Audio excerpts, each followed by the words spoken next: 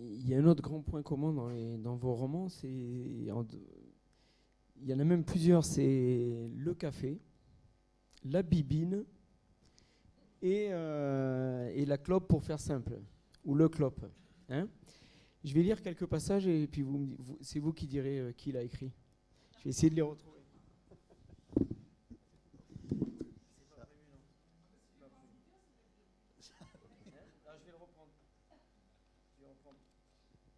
Et l'autre grand point commun, c'est la musique.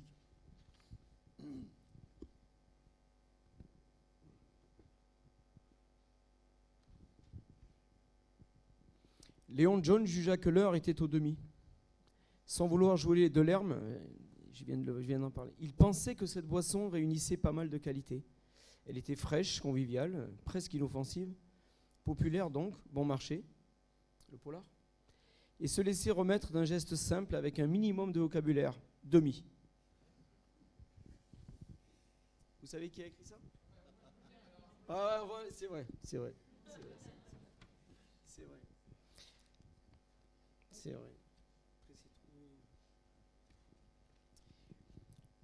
Le café, c'est jusqu'à 10 heures. De 10 à 12, on met la chaudière en ébullition lente. En douceur, on se chauffe au vin de soif, au cépage de gargote, les sauvignons ou les gamay. Passé midi, on passe aux choses sérieuses, les anis ou les blends. À la rigueur, un porto ou un lillet pour ces dames. C'est ça l'agenda d'un bistrot, monsieur. Ça, c'est Joël. Ouais, j'ai le bouquin dans la main. Bon, je pourrais en trouver d'autres. Est-ce que ça confine vraiment à participer à l'atmosphère ou il y a quelque chose d'autre? Parce qu'il y a vraiment la présence du tabac, notamment chez Joël, le Havane, tu cites des marques de boissons, de whisky, de tourbe, etc. Oui, j'essaie un peu de... Oui. Non, enfin, pour moi, ça fait partie de l'ambiance. Ça fait partie de la vie. Pour ce qui est du tabac, j'ai été pendant longtemps un très très gros fumeur. Donc voilà. Donc ça c'est... Ouais. Oh, 3 pontages plus tard, on prend du recul. Pour ce qui est de tout ce qui est alcool, bon, moi je fais partie des gens qui aiment bien ça. Hein, voilà, donc je l'introduis aussi dans mes livres. Par contre, c'est surtout le vin, moi, alors que je parle beaucoup de whisky. Mais je suis entouré par des amateurs de whisky et quand je les entends en parler, mais ça n'arrive pas à me donner le goût quand même. Mais voilà, donc ça rentre dans la vie. Hein, je sais pas, Serge, toi tu bois pas, c'est toi qui ne bois pas, Serge. Toi qui es d'une sobriété. Bon, moi, sur ce sujet-là, Tu lis de l'herbe. Je veux bien dire 3 choses. La première, c'est pas moi qui l'a dit, je rapporte de mémoire, pas strictement, mais de mémoire, je rapporte les propos de Luis Sepúlveda, qui parlait dans un bouquin qui s'appelle Le Neveu d'Amérique. Il parlait justement des rapports humains, et il disait que dès qu'il y avait un peu de chaleur, il y avait une cigarette et un verre de vin qui traînaient. Bon, ça c'est une chose. La deuxième, c'est à propos de ce Croc du Diable, là, la critique sympathique, au demeurant gentil qu'on m'a faite, c'est que ce que tu disais, putain, ça picole dans ton bouquin, ça picole. C'est moins que chez Ahmed dans l'Introuvable. Hein. Bon, par exemple. Mais on m'a fait cette critique en disant, non, chez toi, ça picole pas mal. Bon, je ne sais pas comment ça se passe chez les autres, mais chez moi, quand quelqu'un arrive à la maison vers 11h, 11h30, salut, on boit l'apéro. Et ça ne choque personne. Bon, après, on prend du vin à table, et le soir à 8h, etc. Et les gens qui rentrent dans des troquets à 8h du soir, à 7h du soir, ou à midi, très peu prennent un café. Le café, c'est le matin, ou c'est après manger, enfin bon. Donc, ça ne picole pas plus, enfin, dans mon bouquin, on ne picole pas plus et ce ne sont pas des alcooliques. Il y a 2 alcooliques dedans. Bon, ça c'est clair. Mais enfin, ou des alcooliques assumés, quoi. Je veux dire, bon, qu'on reconnaît, non, les gars prennent l'apéritif et puis boivent un peu de vin et puis après ils rentrent chez eux. Ils mènent leur vie, quoi. Et puis la dernière, je la tiens d'un type qui travaillait pour mon oncle, c'est un peu l'importance, qui lui disait, tu sais, Jean-René, un verre de blanc le matin, ça peut pas faire de mal. Baptiste, il s'appelait le gars. Et Il est mort à 85 ans. Il est mort à 85 ans. Il chiquait, il fumait, il buvait. Je voudrais rajouter aussi autre chose. On est dans une société où tout est tellement interdit, notamment quand on voit les lobbies sur le tabac, sur l'alcool, etc. Bon, ça fait partie de la transgression, ça aussi. Hein, dire, voilà, ce qui est bon, ça reste bon. Hein. Après, qu'on nous l'interdise, c'est autre chose. Mais... Donc voilà, c'est aussi un peu prendre le contre-pied de toute cette espèce d'hygiénisme où il ne faut plus rien faire. Voilà. Donc ça m'agace et ça me permet de le traduire un peu comme ça. Je suis d'accord avec toi. Moi aussi. Petit coup de blanc à 10h le matin, ma foi. Le second grand... Alors, il y a le café en lui-même et le lieu convivial par excellence, on le sait, hein, ça rejoint tout ce que vous disiez. Et notamment dans les 3 romans ruraux, comme tu disais, il y a Chez Louise. Hein, je n'ai pas le nom exact en tête, mais c'est Chez Louise. Au Joyeux Limousin. Au Joyeux Limousin, voilà. Donc là, on retrouve toute cette atmosphère et c'est là que tu insères et tu installes tes personnages. L'autre point commun, c'est la musique, diverse. Chez Joël, ce sont plutôt des citations, pas que. Parce que dans Loser, le Il, hein, celui qui attend la femme qui rentre jamais et qui va se retrouver plus solitaire que solitaire. Donc c'est. Je pourrais même citer la première phrase parce que le livre il a été construit très très particulier parce que toute la première partie de Loser a été rajoutée après. D'accord. Sinon la première phrase c'est il savait qu'elle se tirait sur les concerts de Cologne. Oui.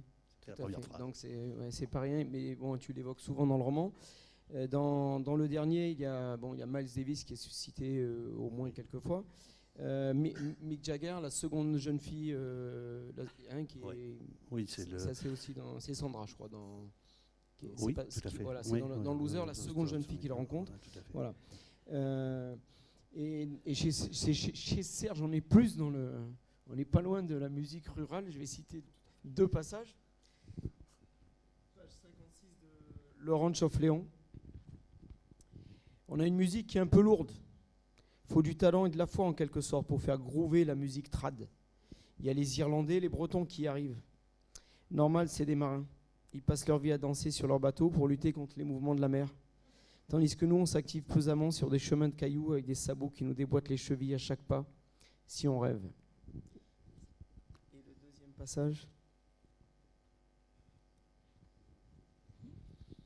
Dehors, la conversation avait dévié, les mots n'étaient plus les mêmes. Elle entendait, accordéon chromatique, mazurka, polka piqué. Elle préférait, elle sourit. Toi aussi, tu écris court des fois, tu vois. Là, il y a des points, des majuscules. Mais oui, je te dis que ça peut swinger, le trad musette. C'est juste une question de tempo et de rythme.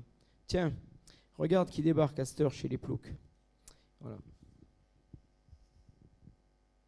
Il y a un lien de cause à effet entre le type de musique et le type de roman ou pas du tout? Si tu prends les exemples, moi c'est vrai que ce sont plutôt des auteurs urbains et toi c'est plutôt de la musique, des chants. Hein. C'est voilà. Oui, Miles Davis, enfin bon, oui, ça reste. La référence à Keith Jarrett et au fameux trio, et Cologne, c'est un lien avec l'Allemagne et le personnage ou pas? Non. Non, mais les concerts de Cologne, c'était donc dans les années 80, c'était un disque culte, le célèbre l'école concert, le concert de Cologne, c'était voilà, donc c'était vraiment et ça reste même encore parce que ça avait été repris, ça a été la bande originale d'un film de Nanni Moretti d'ailleurs. Oui, il se promène en scooter.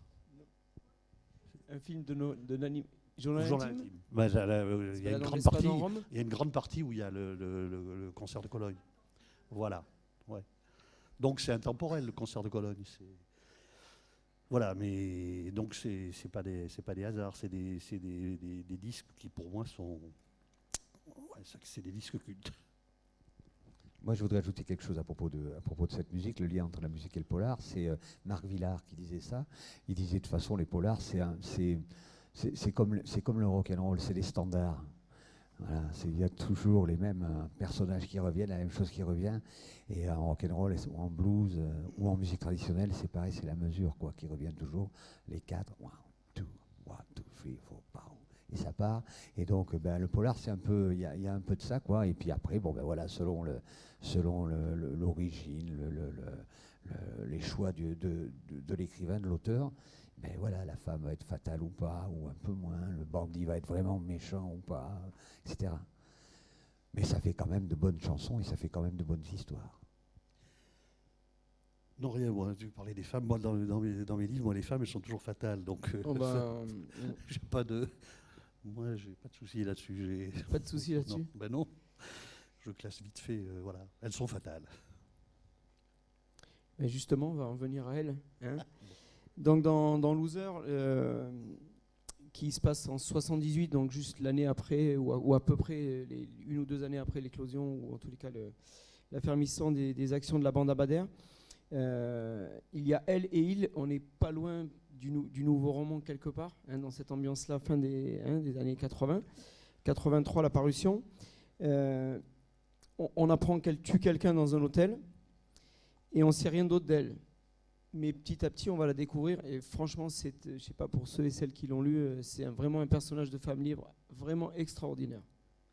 Oui, tout à fait, mais en plus, c'est vraiment ma conception de la femme. Donc, voilà, mais oui, mais elle est fatale. C'est un beau personnage. Voilà, elle va jusqu'au bout de la passion. Alors bon, heureusement qu'on reste dans la littérature. Mais bon, ça va jusqu'à la mort, bien sûr. C'est des personnages définitifs. Oui, et puis elle est d'une liberté extraordinaire. Oui, bien sûr. Il y a une scène très particulière. Si quelqu'un un jour le découvre ou quoi, c'est... un petit mot sur le style. Je vais lire un passage. On revient un peu en arrière, mais je pense que ça sera peut-être plus clair. Souvent, l'image défaite d'une cabine téléphonique, de nuit, au hasard d'un carrefour désert, dans une ville étrangère, battue de pluie froide, souvent, cette image traversait son sommeil. Du point de vue style, il y a vraiment un travail admirable. Hein, la reprise de l'adverbe, donc comme le disait Serge tout à l'heure, la ponctuation qui sont des virgules, il y a des phrases dans la phrase. Par moments, il y a du petit Beckett. Et il y a aussi la présence, ça m'a beaucoup intéressé. Il y a des choses très dures, très crues. Hein, on pète, on chie. C'est écrit tel quel. Il y a la présence de oui, c'est la vie, je suis entièrement d'accord. Il y a la présence de l'argot, les différents registres de langue. Et donc, on oscille sans cesse entre le comportementalisme à la Thompson et aux autres et la poésie. Et ça, c'est assez rare dans le roman policier. C'est peut-être pour ça qu'il y a eu un trou entre 83 et un peu après. Il n'y a pas eu de trou d'écriture. Non. Voilà. Non, mais parce que d'écriture, j'ai continué, bien sûr. J'ai plus de manuscrits non édités que de livres. Donc. Oui, mais parce qu'on en a souvent parlé, c'est aussi un style qui peut dérouter. Parce qu'effectivement, mais moi je dirais que si les deux grandes influences, alors je vais prendre des. Moi je dirais, de toute façon, j'ai forcément Marguerite Duras, donc pour les phrases courtes. Et j'ai beaucoup aimé Chandler, voilà. Donc, pardon, j'ai pas entendu. Et Chandler. Oui, d'accord. Donc, bon, voilà. J'ai bien commencé alors ce soir. Pardon. Oui, sans pas de problème. Non, mais voilà. Donc, alors comment on fait rentrer Marguerite Duras dans le polar Bon, c'était la gageure. Non, mais c'est. Non, mais quand je parle d'influence, c'est vrai. L'écriture de Duras, c'est une écriture qui m'a toujours sidéré. Donc voilà. Alors je sais pas si on. Le marin de Gibraltar en roman noir, non? Ah, oui, pourquoi pas. Ou un barrage contre le Donc voilà, mais sur le style, oui, j'ai pas de. Mais parce que j'entendais ce que tu disais, par exemple, surtout moi j'écris très instinctivement. Hein. J'écris d'une façon très très instinctive. Il y a après un retravail sur le. Mais sinon, le premier jet reste fondamental, quoi. Après, je reprends, mais assez peu quand même. Donc, c'est très instinctif comme moi, pour reprendre une phrase, je suis de la syncope et pas de la syntaxe. Voilà, c'est le Boringer, hein, c'est pas de moi. Voilà. Mais c'est ça, je trouve que c'est bien résumé. Pour moi, la phrase, il faut que je l'entende. Et voilà. C'est marrant parce qu'entre les titres et le roman, j'ai souvent pensé à C'est beau une ville de la nuit. Et toi, Serge, c'est syncopique ou syntaxique, l'écriture? Ben moi, mon idée, c'est d'essayer de me débrouiller pour que le gars qui lit mon histoire ait envie de tourner la page, quoi. Alors bon, j'essaie d'être fluide, c'est-à-dire d'être simple, d'être voilà, et puis de dire les choses le plus clairement possible. Et bon, voilà. Et puis quand même, après, il y a un vocabulaire où il y a des mots qui permettent d'amener une idée plus forte. Tu as décrit tout à l'heure, tu as lu le passage sur les porcs dans la porcherie. Bon, mais il fallait que ce soit un peu violent, parce que c'est violent. Voilà, il y a des passages que j'espère un peu plus tranquille, un peu plus quelquefois tendre, quelquefois coquet, quelquefois marrant. Donc ça implique un choix de registre de langue, de vocabulaire et de voilà quoi. Bon, mon but c'est de raconter une histoire et que ça coule, que ça roule quoi. Voilà. Un dernier petit extrait, j'ai beaucoup apprécié ce Zeugma, ou Zeugma, je ne sais pas, des fois on dit les deux. Page 87 de Dernière sortie avant la nuit. Au bar, 3 hommes échangent à voix basse sur la difficulté de blanchir l'argent, la nuit, la vie et inversement. C'est pas mal. Pas mal. Il y a un petit peu du Echnoz là-dedans. Hein. Elle est pas mal. Je trouve que les comparaisons sont les comparaisons sont mais c'est très élogieux. Bah, écoute, ça le mérite. Je me sens un peu. Ça le mérite. Serge, on va en venir plus précisément au dernier, le blues de l'éco-harisseur. Pardon. Il y a donc Lucas Champino qui conduit le camion de l'entreprise d'éco-harissage. Et alors, chose que tu fais de plus en plus, la manière s'améliore grandement de livre en livre. Voilà. Et en plus, tu introduis, ça change, c'est d'une densité de plus en plus particulière et intéressante, notamment du point de vue des personnages, notamment du point de vue du background que tu leur offres à chacun. C'est pour ça que je repensais un peu aux éditos. Et toujours, c'est toujours un peu par rapport à le background très politisé ou politique. Tu les insères chacun, tu as parlé de l'Occitanie, de la Celtie. Je vais en faire juste le listing pour celles et ceux qui ne l'ont pas encore découvert. Donc il y a Lucas Champignon, il y a Gilles Bonneau qui lui perd une bête et donc c'est par là que tout va arriver. Qui lui par contre est le défenseur d'une agriculture raisonnable entre guillemets. Donc il y a aussi tout ce pan-là qui est développé dans le roman. Il y a Tony Morales qui lui provient des Asturies, il est né en 1937 dans les Asturies et c'est pas rien. Il y a les 2 touristes allemands, on les a cités, qui vont louer un gîte à Dompierre où se passe également le roman précédent. Il y a André Pourra qui lui, je crois, qui lui est d'origine italienne et tu le développes grandement. Bon, les 2 flics, c'est donc, on va les citer, c'est Bastien Lenoir et le second, c'est Gonnet, non Gonnet. Voilà, Philippe Gonnet qui apparaît. Max Léaubon, le journaliste de l'Écho, le quotidien local communiste. Paco Ortega, qui a un rôle très important, qui est une sorte de passeur et qui vient rendre visite à une famille qui l'accueille et qui recevra également d'autres types de personnages plus ou moins louches, en tous les cas très engagés. Et il y a donc, tu en as parlé tout à l'heure, tu l'as évoqué, Jean Bernias, le bourgeois, le propriétaire terrien, qui lui est conquis à la cause de l'Occitanie. Je vais lire un petit passage le concernant.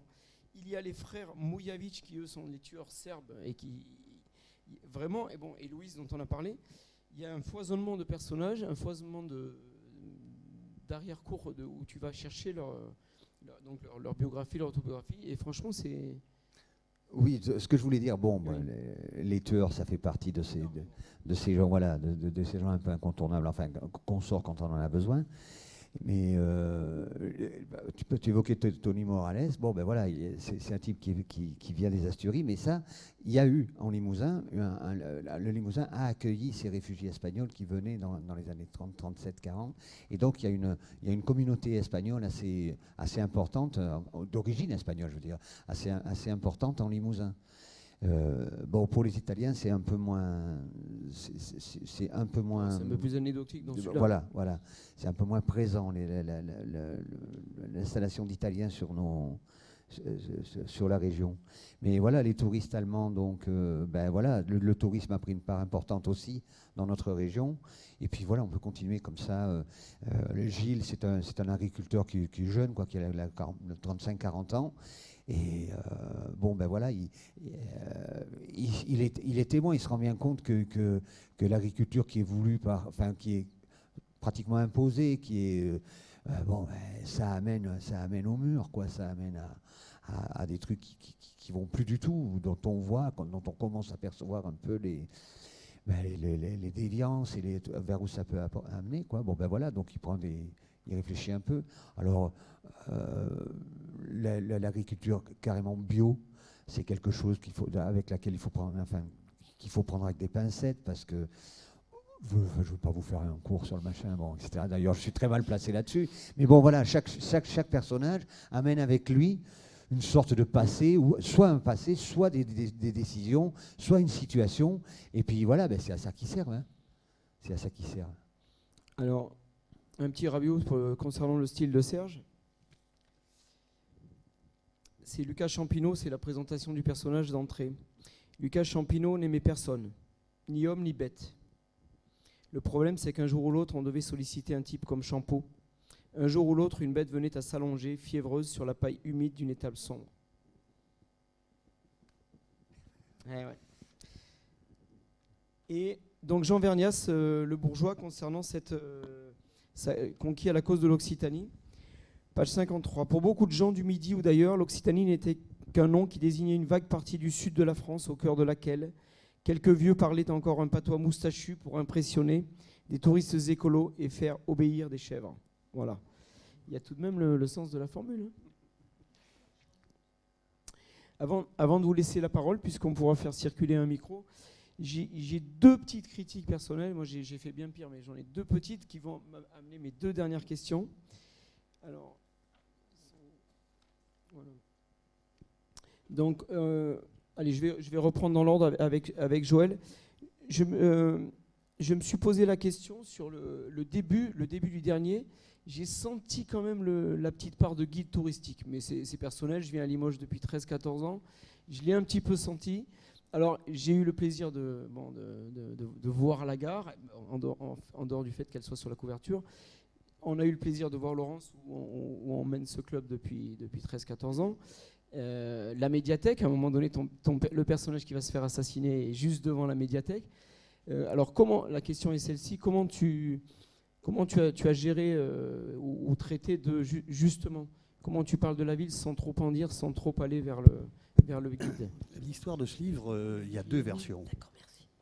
Il y en a une version où je n'étais pas du tout situé à Limoges. C'est la même chose. Ça, c'était pour les éditeurs nationaux. Et grâce à Franck Linol, qui a publié chez Geste, j'ai découvert la collection Geste. Et j'ai repris mon histoire, que j'avais écrite donc pas du tout qui se passait, et je l'ai resituée complètement dans la ville. Donc là, j'ai inséré donc ce qu'on appelle le guide touristique, c'est-à-dire les lieux, des lieux précis, de manière à ce un peu. Non, pas du tout. Non, mais c'est pas. En plus, je ne prends pas ça. C'est pas forcément. Notre gare, c'est la plus belle d'Europe, il faut le dire. Oui, Bon, voilà, du monde, tout, voilà. du monde. Et donc après, j'ai resitué complètement toutes les. Donc j'étais obligé là de resituer vraiment de prendre des lieux les plus précis, quoi. Mais voilà, l'histoire. Il y a deux versions. Voilà. C'est intéressant parce qu'en fait, tu as adapté, enfin tu l'as dit, Oui. Tu as adapté Tout à fait. le concept de La littérature Vienne, nationale La Vienne, ça s'appelait au le concept fleuve. de roman. La Vienne s'appelait le fleuve. Oui, Voilà. oui. Non, mais c'était un exercice de style. Mais oui, puis en plus, je trouve que c'est aussi bien qu'on retrouve bien les lieux. Non, mais complètement. Les lieux. Voilà. Qu'on parle de la ville. Et du coup, est-ce que tu as perdu une toute petite part de l'instinct ou pas du tout? Non, pas du tout. Non, mais c'est simplement. J'en doute pas. Hein, non, pas du tout. C'est simplement, je resituais complètement voilà. Je savais qu'il fallait que je sois plutôt régional, plutôt la ville. Donc, mais ça m'a pas gêné du tout. Ça m'a même permis de revoir des choses, la ville sous des angles où il y avait des choses, des monuments de la ville que j'avais pas vus sous cet angle-là. Donc ça donne une profondeur qui est assez intéressante. Et Serge, deux choses. Alors, la petite. D'abord, il y a une chose qui m'a étonné. Je termine, j'ai oublié d'en parler. À un moment donné, 2 fois, c'est toi qui parles dans le roman. Tu le sais, dans le dernier. Tu emploies le jeu.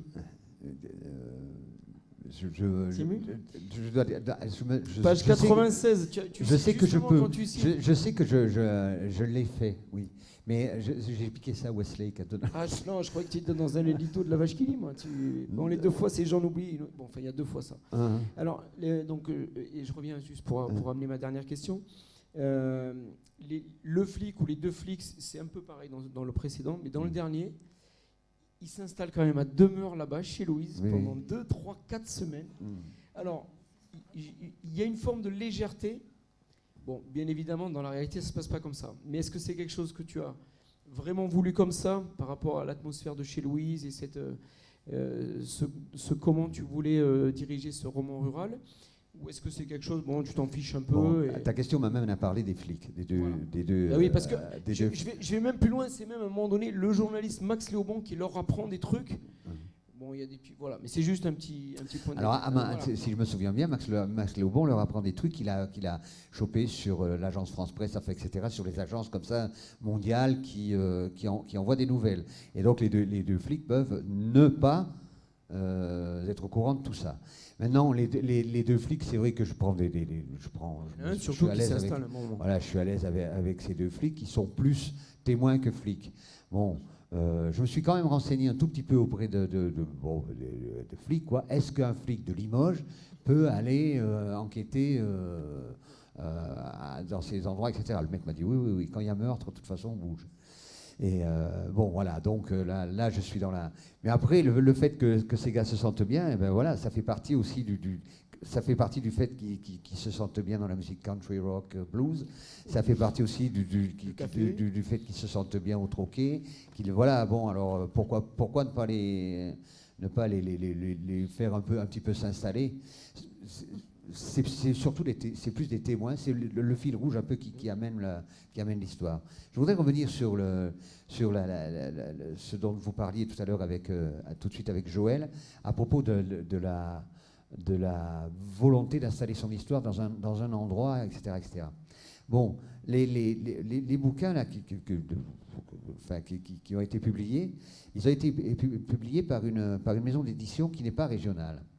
Alors l'idée, c'est qu'ils étaient distribués un peu partout. Alors j'avais quand même une idée en tête, c'était que le type qui lit un des 2 romans et qui habite ailleurs qu'en Limousin, Limoges, qui a Paris, Rennes, etc., bon, il se fasse quand même une idée des paysages du Limousin, de ce que c'est que le Limousin. Par contre, mon idée, parce que je me suis fait interpeller aussi par des lecteurs qui me disaient mais qu'est-ce que c'est que vous avez raconté? Qu'est-ce que vous avez raconté là? La Combade, elle passe pas à tel endroit ou tel endroit. Le Vincou, c'est surtout par là ou plutôt par là, etc., etc. Et j'ai donné des noms de patelins, mais avec sciemment. J'ai déplacé mes rivières et mes lieux de passelin parce que quelquefois certains personnages sont pas très. Dompierre n'existe pas?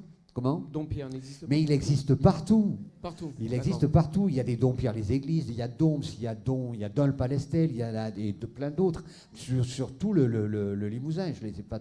Des endroits, des moulins. Alors des moulins, il y en a. En veux-tu, en voilà. Moulin des Roches, Moulin des Roquettes, Moulin du Roc, Moulin etc., etc. Il y en a des moulins, il y en a partout aussi.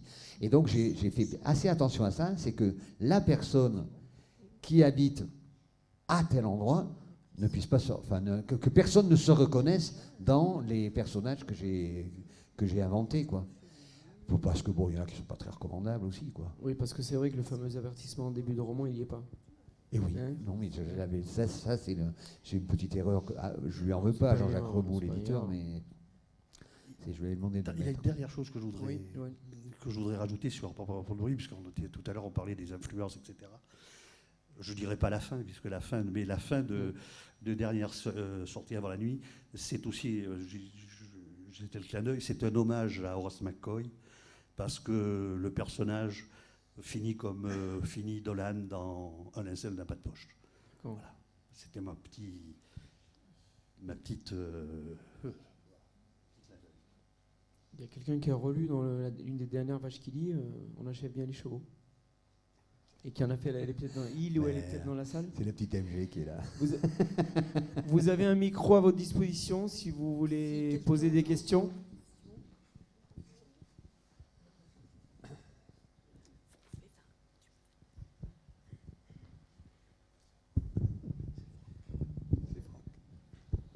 Oui, Je suis désolé pour votre nom de famille.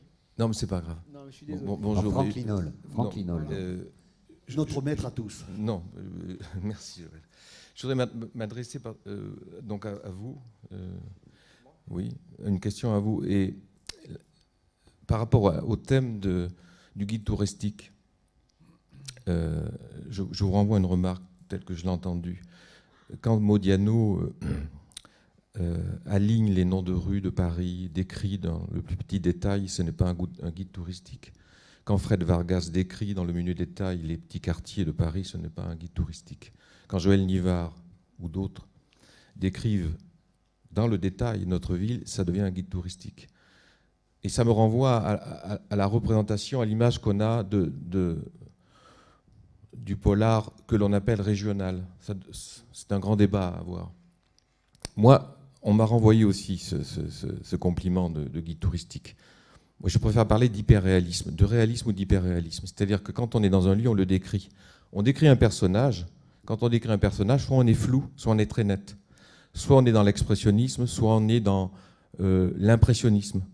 Eh bien, un lieu, en effet, Joël a bien précisé, et Serge aussi, nos lieux, notre région et la ville de Limoges, ce sont des personnages. Et nous les décrivons comme des personnages. Donc nous sommes hyperréalistes. Alors, peut-être que si on ne le sait pas le faire, ça devient des guides touristiques, parce que effectivement, moi, je suis encore plus hyper réaliste que Serge ou que Joël, et je me demande si derrière cette remarque ou cette critique, il n'y a pas le fait qu'on nous renvoie d'une certaine façon que c'est Limoges, c'est la ville, c'est la petite région, c'est le polar régional. Voilà, c'est la remarque que je voulais faire. Non, absolument pas. C'est juste un sentiment personnel que j'ai eu. J'ai adoré Loser.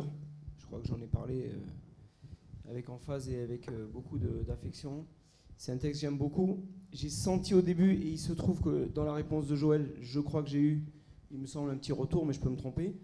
Je suis entièrement d'accord avec l'hyperréalisme. Et la question vient d'une remarque de Lilian Batelot à Sète, il y a une douzaine d'années, où justement, il a fait une trilogie, je ne sais pas si vous la connaissez, qui est éditée par Climat. À l'époque, je ne sais pas si ça a été réédité, qui se passe sur 7, et Chichoua Baraket, entre autres. Et justement, dans un débat, il avait posé la question de cette manière-là. C'est-à-dire que pour lui, tout était touristique. Mais c'était sa manière à lui de se défendre ou pas. Ensuite, oui, vous avez raison. C'est juste un sentiment que j'ai eu pour quelqu'un qui vient dans la ville 8 ou 10 fois par an depuis 13 ou 14 ans, point. Mais je suis entièrement d'accord. Dans ce que j'écris personnellement aussi, sur Montpellier, par exemple, il y a beaucoup de choses de la ville qui viennent, mais c'est effectivement une question qu'on peut se poser. Mais voilà, c'était juste un sentiment personnel. Est-ce que quelqu'un veut poser une autre question ?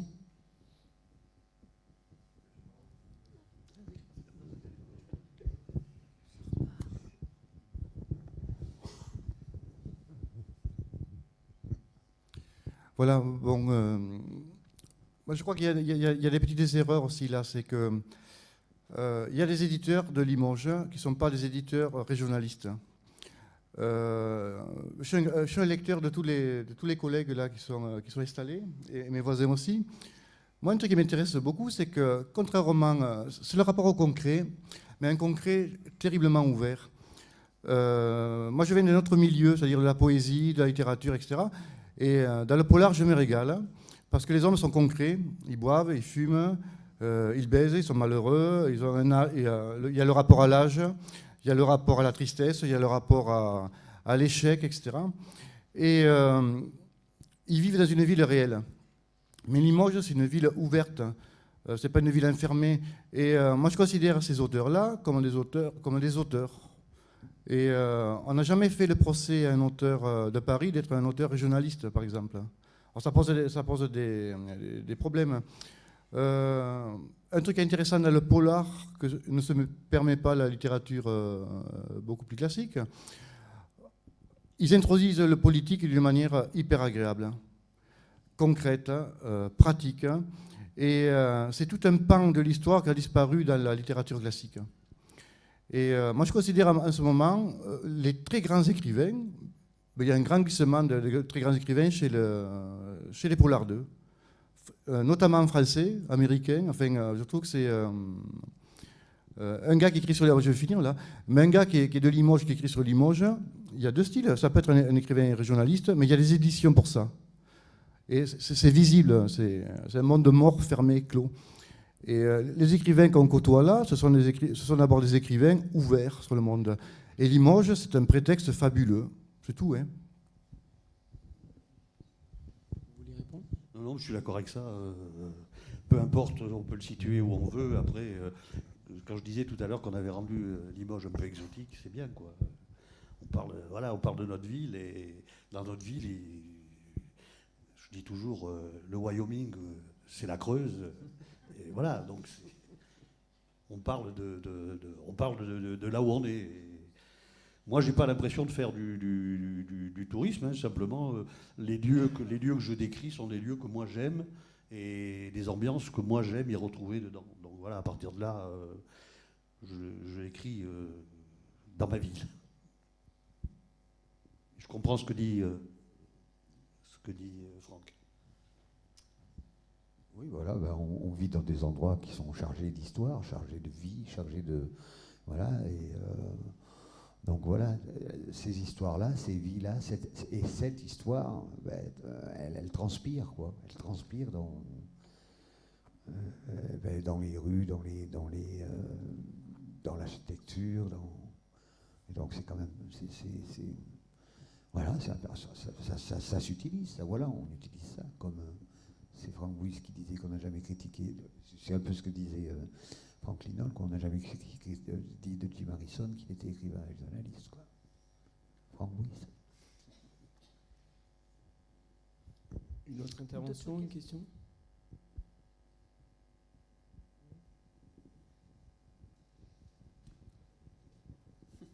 Joël Nivard, merci beaucoup. Merci Serge Vacher, beaucoup. merci beaucoup. Merci, Gérard. Merci pour votre attention. Merci de nous avoir reçus et de nous avoir Merci écoutés. au personnel de la BFM. Merci à la BFM de nous avoir reçus dans ce lieu. Merci, messieurs, dames.